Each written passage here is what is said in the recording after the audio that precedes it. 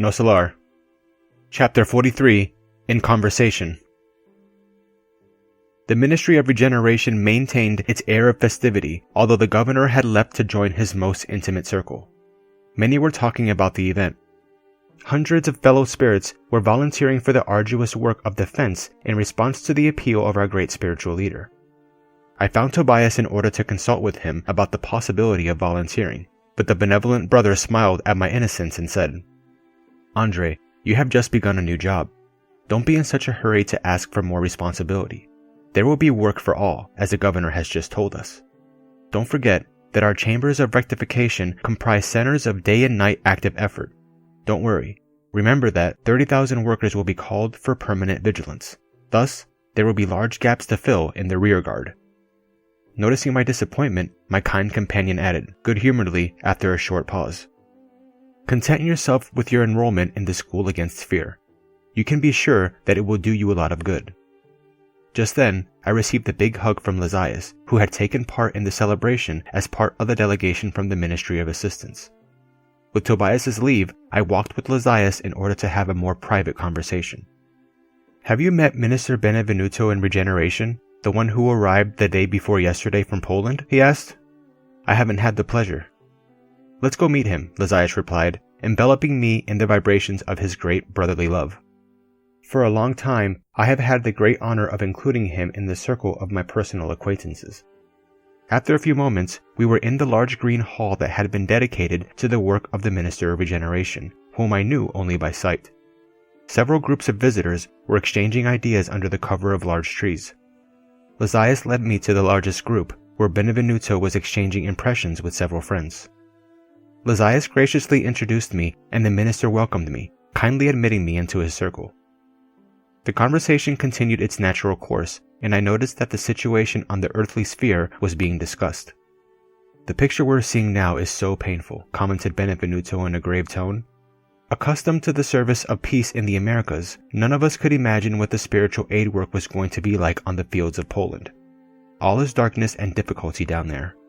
One cannot expect sparks of faith in the aggressors nor in most of the victims for that matter, because they have given themselves entirely up to frightful impressions. The incarnates don't help us, they only consume our strength. I have never seen such great collective suffering since I began my ministry." "Did the delegation stay there for a long time?" someone asked with interest. "We remained there for all the time available to us," replied the minister. "The head of the expedition, our colleague from Assistance, thought it was wise that we focus exclusively on the task so that we could enrich ourselves by observing the situation and by taking better advantage of the experience. In fact, the conditions couldn't have been better. I found that our own capabilities were far from the extraordinary capacity for endurance possessed by the self-denying spirit workers on duty there. They were effectively performing all the assisting tasks in spite of the suffocating atmosphere, which was saturated with destructive vibrations.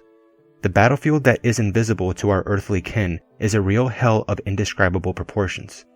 Never does the human spirit show its condition as a fallen soul as thoroughly as it does in war. It displays remarkable diabolical features.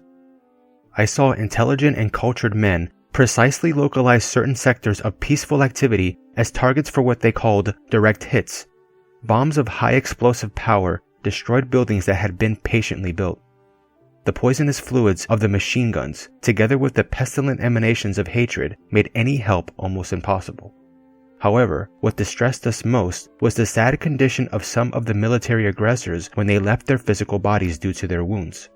Most of them came under the control of dark forces and ran from the missionary spirits, calling them all ghosts of the cross.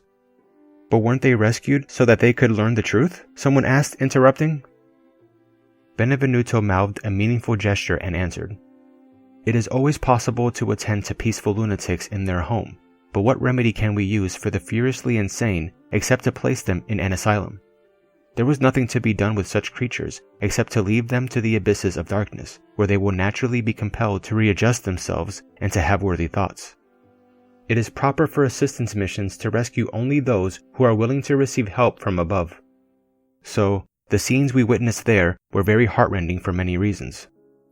Availing himself of a short pause, another remarked, "It is almost unbelievable that Europe, with so many cultural treasures, is suffering such a calamity."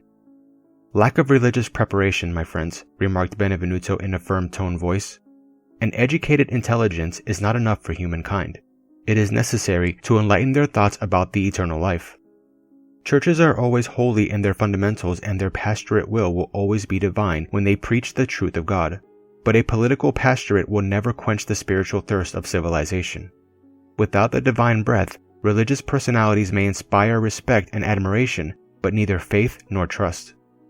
But what about Spiritism? One of the others asked abruptly.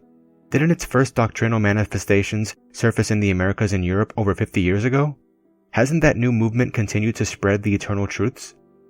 Benvenuto smiled, mouthed an extremely meaningful gesture, and added, Spiritism is our great hope, and in every respect, it is the consoler of incarnate humankind, but its progress is still very slow. It is a sublime gift which most people do not yet have the eyes to see. An overwhelming percentage of new adherents approach this divine resource still under the copy of old religious vices. They want to reap its benefits, but are unwilling to give anything of themselves. They invoke its truth, but don't go in search of it. While many scholars reduce mediums to mere human guinea pigs, many believers act like certain patients, who, though healed, believe more in sickness than in health, and never come to stand on their own 2 feet. Generally, down there they are looking for materialized spirits to perform transitory phenomena, whereas here, we are spending our time looking for spiritualized human beings to perform serious labor. The play on words aroused expressions of good humor in everyone, but the minister resumed gravely. Our tasks are really astronomical. We cannot forget that every person is a seed of divinity. Let us attack our duties with hope and optimism, and always be convinced that if we do our share, we may rest in peace, for the Lord will do the rest.